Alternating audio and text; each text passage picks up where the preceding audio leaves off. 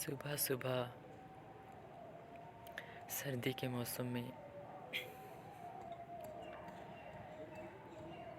یہ پتوں پہ پڑی شبنم اور منہ سے نکلتا ہوا دھواں اور سردی کی کپکپاہٹ اور وہ سامنے نکلتا ہوا سورج اور اس کی آنکھوں میں پڑتی ہوئی کرنیں ہمیں زندگی کی اور ایک نئے قدم کا پیغام دیتے ہوئے ہمیں زندگی کی اور ایک نئی شروعات کا پیغام دیتے ہوئے کہ اٹھو آج پھر تمہیں نیا دن مبارک ہو۔ وہ دن جو کئیوں سے آج چھین لیا گیا، وہ دن جس کے لیے ہم شب روز دعا کرتے ہیں، وہ دن جس کے لیے آپ کی مائیں آپ کے لیے شب روز دعا کرتی ہیں کہ آپ کی ہو خضر حیات، ہم رہیں نہ رہیں۔ زندگی بہت خوبصورت ہے، اتنی خوبصورت کہ جیسے یہ پھول آپ کو لگ رہا ہو،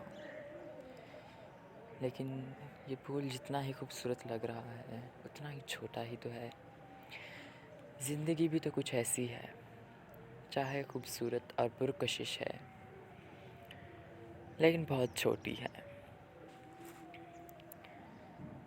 اور یہ ساری کی ساری پھولوں سے مزین نہیں ہے، اس میں کچھ بیج بھی ہیں اور پھر ان بیجوں کا صحیح استعمال بھی پہچاننا ہے۔ اسی طرح ہم لوگ اس دنیا میں آئے ہیں اور ہمیں زندگی دی گئی ہے اس پھول کی طرح، اور پھر یہاں بہت ساری پرکشش چیزیں بھی ہیں، لیکن اس کے ساتھ ساتھ ہمیں اس دنیا میں ان بیجوں کی طرح کچھ مقاصد بھی دیے گئے ہیں کہ ہمیں بھی ان کا صحیح وقت پہ استعمال کرنا ہے اور ان کو اپنی زندگی میں پورا کرنا ہے۔ اگر ہم نے ایسا نہیں کیا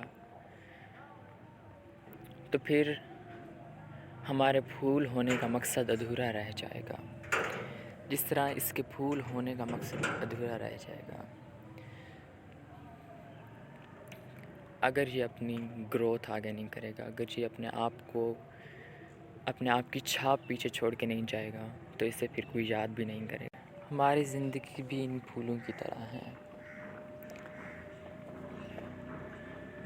اگر ہم نے بھی اپنی زندگی کے جو مقاصد ہیں ان کو پورا نہیں کیا تو ہماری بھی پیچھے یاد ختم ہو جائے گی کہ ہم بھی جب مریں گے تو ہم مر ہی جائیں گے، لیکن ہم اگر اپنے زندگی کے مقاصد کو پورا کر لیں تو ہم جب مریں گے تو تبھی ہم زندہ ہوں گے۔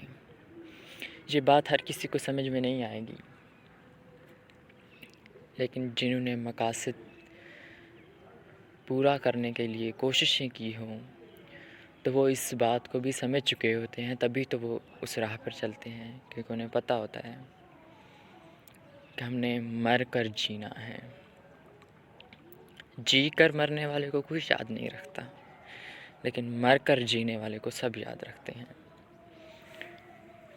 آج 1400 سال ہو گئے، محمد و آل محمد کو کس بنا پہ یاد رکھا جاتا ہے؟ کیونکہ انہوں نے مر کر خود کو زندہ کیا ہے، انہوں نے خود کو ختم کر کے خود کو زندہ کیا ہے، اور بے مثل ہوتے ہیں وہ لوگ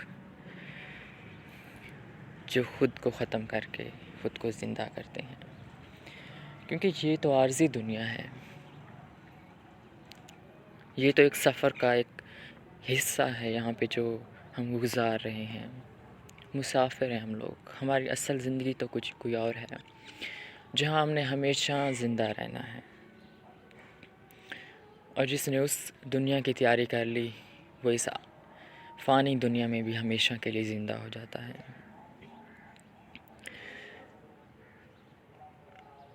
اور اس دنیا کا پھر وہ ایسا ایک اصول ہے کہ جسے یہاں اپنا گھر بنانا ہو اسے یہاں اپنا گھر نہیں بنانا ہوتا. یہ بات بھی آپ کو سمجھ نہیں آئے گی مجھے لگتا ہے، بیکاز میں نے اسے اپنے ویو سے کہا ہے. کیونکہ اگر آپ اس دنیا میں صراط مستقیم پر چلتے ہیں تو جس قدر یہ دنیا گمراہ ہو چکی ہے، یہاں آپ صراط مستقیم پر چلتے ہوئے کسی کے دل میں گھر نہیں کر سکتے. لیکن وہ ذات عظیم ہے، اس کے قبضہ قدرت میں ہر ایک چیز ہے. اگر آپ اس کے لیے سب کچھ قربان کر دیتے ہیں، لوگوں کو بھی دفع کر دیتے ہیں، لیکن اس کا راستہ نہیں چھوڑتے، تو وہ پوری دنیا میں آپ کو گھر کر دیتی ہے کہ کوئی آپ کو بھلا نہیں پاتا آپ کے جانے کے بعد. تبھی تو میں نے کہا ہے کہ اگر اس دنیا میں گھر کرنا ہے تو آپ اس دنیا میں گھر نہیں کر سکتے، کیونکہ آپ نہیں کر سکتے وہ ذات کرے گی. آپ اپنے جیتے جی کسی کے دل میں حق پہ رہتے ہوئے نہیں کر سکتے، کسی کے دل میں بھی گھر نہیں کر سکتے. بہت کم ہی لوگ آپ کو ملیں گے جو آپ کے ہاں میں ہاں ملائیں گے، ورنہ 99% آپ کی مخالفت ہوگی. آپ اکیلے تنہا بے یار و مددگار ہوں گے اس دنیا میں، لیکن آپ کے پیچھے ایک قوت ہوگی، لیکن وہ بھی آپ کو مسلسل آزمائے گی، کیونکہ اس سے آپ کو اس دنیا میں ہمیشہ کے لیے گھر دینا ہے. تو وہ گھر ایسے ہی تو نہیں ملے گا. آج دیکھیں کہ اہل بیت امام حسین کو لے لیں کہ جب وہ حق پر تھے تو وہ کسی کے دل میں گھر نہیں کر پائے. بے شک وہ حق پہ تھے، کیونکہ سامنے جو باطل تھا کہ ان کو اپنے گھر سے بھی بے گھر کر دیا گیا. دوسروں کے گھر میں گھر کرنا تو الگ بات، لیکن انہوں نے لوگوں کو پریارٹی نہیں دی، انہوں نے خدا کو پریارٹی دی. آج دیکھیں کہ جس جگہ پہ انہیں بے گھر کر دیا گیا تھا، جہاں وہ لوگ آئے تھے اپنا گھر چھوڑ کر، آج وہیں جنت کا سسمہ ہے. تو تبھی تو میں نے کہا ہے کہ اگر اس دنیا میں گھر کرنا ہے تو آپ اس دنیا میں گھر نہیں کر سکتے. آپ نہیں کر سکتے. یہ لائن ذرا قابل غور ہے. اگر کرنا ہے مطلب یہ آپ نے نہیں کرنا، وہ ذات دے گی، تو آپ نہیں کر سکتے. اپنے ہوتے ہوئے آپ نہیں کر سکتے، کیونکہ آپ حق پہ ہیں اور یہ دنیا باطل سے اور گمراہی کے ان راستوں پہ اس قدر چل پڑی ہے کہ اسے لگتا ہے کہ سچ کا راستہ گمراہی کا راستہ ہے اور گمراہی کا راستہ سچ کا راستہ ہے. جانتے ہوئے بھی وہ لوگ ایسا کہتے ہیں دل کی تسلی کے لیے. بہرحال آئی ہوپ سو کہ میں نے جو ایک بات سٹارٹ کی اس کا میں نے معنی آپ تک پہنچا دیا ہو کہ کبھی بھی اس چیز پہ گھبرانا نہیں چاہیے کہ آپ اکیلے ہیں، آپ کس کے دل میں گھر نہیں کر پائے. اگر آپ صراط مستقیم پہ ہیں، راہ راست پہ ہیں، تو بس ایک چھوٹی سی مسکراہٹ کے ساتھ خاموشی اختیار کر لیں. آپ کو اس دنیا میں گھر وہ ذات دے گی. لوگ آپ سے کچھ نہیں چھین سکتے. اگر وہ آپ سے کچھ چھین سکتے ہیں تو اگر وہ آپ سے کچھ چھین سکیں گے تو یہ ان کا وہم ہے، یہ ان کے بس خام خیالی ہے.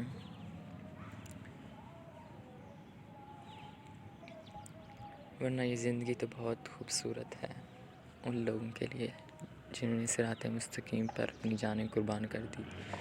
پھر ان کی اگلی ہمیشہ کی دنیا بھی سنور جاتی ہے اور خدا انہیں ایسا مقام دیتا ہے کہ پیچھے رہتی دنیا تک ان کا نام زندہ رہتا ہے. آج امام حسین کی جتنے بھی مخالفت لوگ کر لیں، جہاں اللہ نے ان کو عزت بخشی، تو آج وہی کربلا جو کبھی ویران تھا آج جنت کا سما ہے وہاں پہ.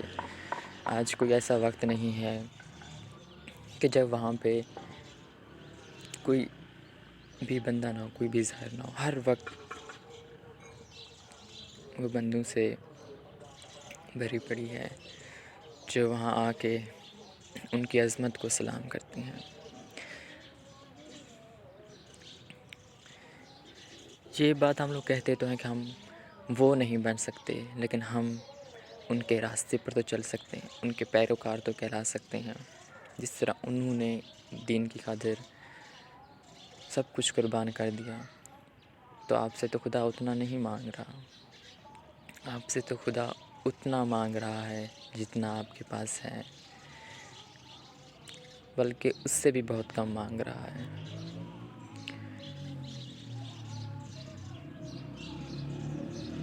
یہ تو انسان ہے جو بس بہانے بنا لیتا ہے کہ جس قدر اس کا دل چاہتا ہے اسلام قبول کر لیتا ہے، جس قدر اس کا دل چاہتا ہے وہ اسلام کی نفی کر لیتا ہے، ورنہ خدا تو ہم سے اتنا نہیں مانگتا۔